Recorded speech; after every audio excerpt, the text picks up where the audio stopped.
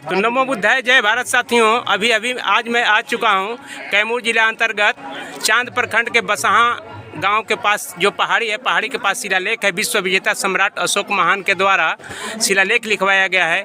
यहीं पर हमारे देश विदेश से मेहमान आए हुए हैं। कुछ लोगों से मैं यहाँ पर बात करना चाहूँगा कि इन लोगों की क्या राय है, आकर के कैसा लगा। मैं सर लोगों से जानूँगा।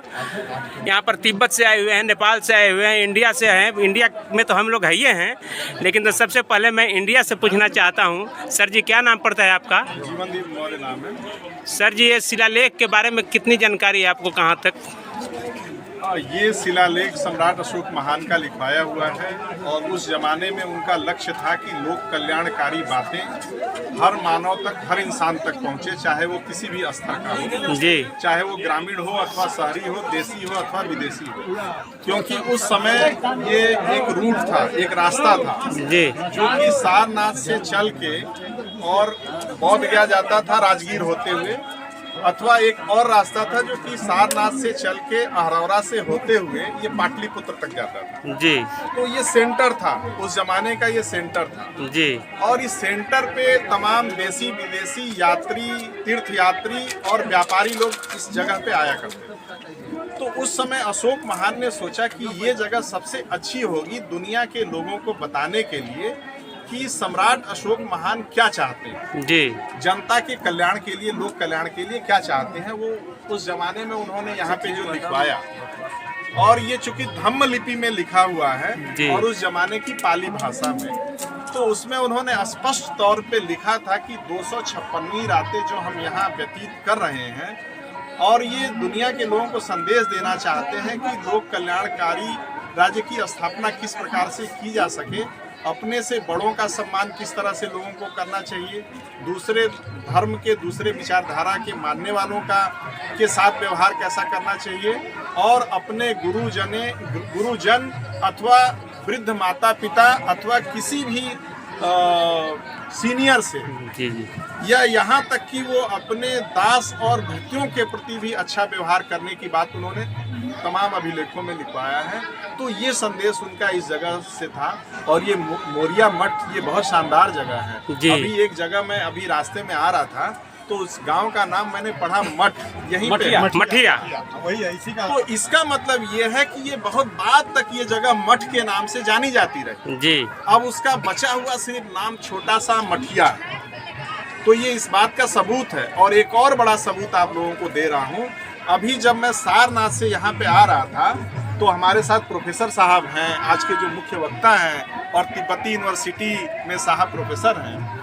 तो जब हम लोग रास्ते में आ रहे थे, तो एक जगह चकियाँ है, हाँ, हाँ, तो जो भगवान बुद्ध का धम्म चक्र है, जी, जी, तो वही वो चकियाँ वहाँ। साधु साधु, क्या बात है।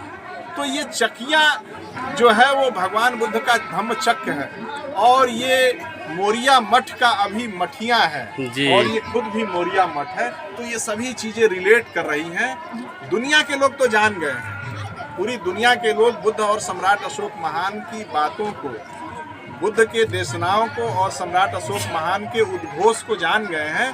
बस भारत के लोगों को जानने की जरूरत है। भारत के लोग जितना जल्दी जान जाएं वो पर्याप्त है।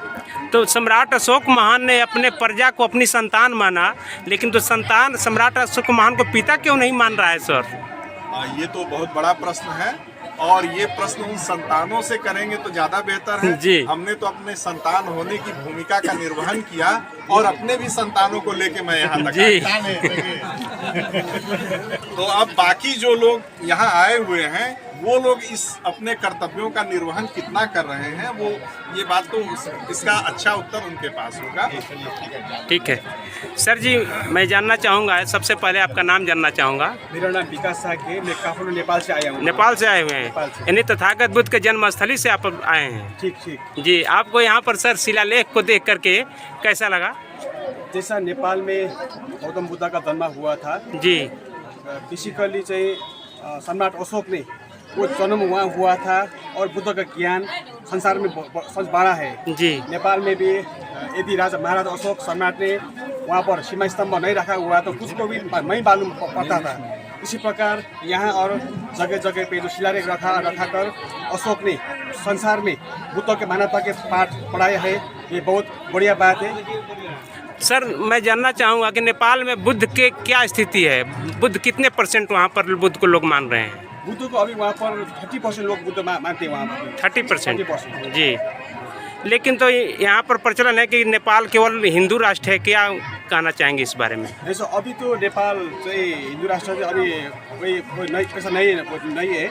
अभी सभी धर्म का वहाँ पर बराबर समानता अधिकार है, ऐसा नहीं है वहाँ। लेकिन हम काठमांडू में गए थे, केवल बुद्ध ही बुद्ध दिख रहे थे हम जहाँ गए। काठमाडौँ शहर में जो लोग बसता है ना, वे शाक्य हो, विकास शाक्य, वैसा ही काठमाडौँ का बहुत लोग शाक्य कम्युनिटी वहाँ चाहिँ बसोबास करते हैं। तो वो लोग चाहिँ ठाउँ में जो लोग इतिहास में कपिल वस्तु के बाणगंगा से जैसे में शाक्य और मौर्य जो विस्थापित हुए थे, अभी जो विस्थापित लोग हुए थे बाणगंगा से, वो लोग मैक्सिमम शाक्य लोग अभी भी काठमाडौँ बसोबास कर रहे हैं। वो लोग अभी भी अपने जगह जगह पर बहाल बिहार बनाकर अपना परंपरा से बुद्ध धर्म को निर्वाह कर रहे हैं। तो क्या वहाँ पर बुद्ध को घर घर में भी लोग रखे हैं क्या? एकदम जरूर रखे हैं, घर घर में रखते हैं। जी, ठीक है सर, बहुत बहुत।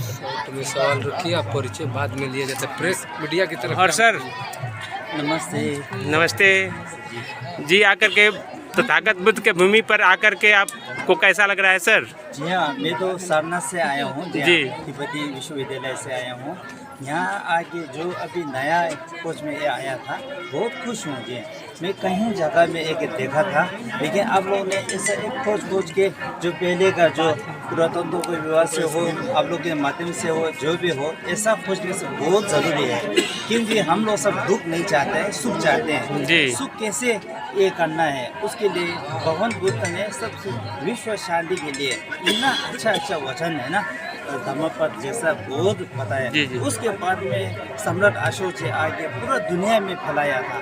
जैसे तिब्बत में भी है, नेपाल, हर जगह में जो सम्राट अशोक का जो स्तूप जो दिखाई जाते हैं, इसी जी। तरह शिलालेख ऐसा भी दिखाई देते हैं। लेकिन बहुत लंबे समय होने से पूरा लुप्त हो गया है। अभी एक जाने से इसका मैंने एक वो शब्द को भी है ना जानने से पूरा अच्छा लाभ होगा। पूरा दुनिया में शांति फैलाने के लिए बहुत अच्छा रास्ता होगा। जैसे अभी पूरा वक्त ने पूरा बताया था, उसका विस्तार से बताया, तो फिर हम बाद में भी मैं इसका थोड़ा संक्षेप में बताना चाहता हूँ। यहाँ अभी मैं नहीं बताऊँ जी, बहुत खुश हूँ। आप लोगों ने सो हमने जागरूकता होकर बहुत इसमें है ना योगदान किया है, बहुत किया, इसलिए बहुत तहे दिल से धन्यवाद देना चाहता हूँ। सर मैं एक सवाल थोड़ा सा लूँगा कि इस समय कितने देश में बुद्ध को लोग मान रहे होंगे? अभी जो एशियन कंट्री में तो ज़्यादातर है, एशियन में ना, जैसे श्रीलंका है, बर्मा है, कंबोडिया, लाओस, थाई,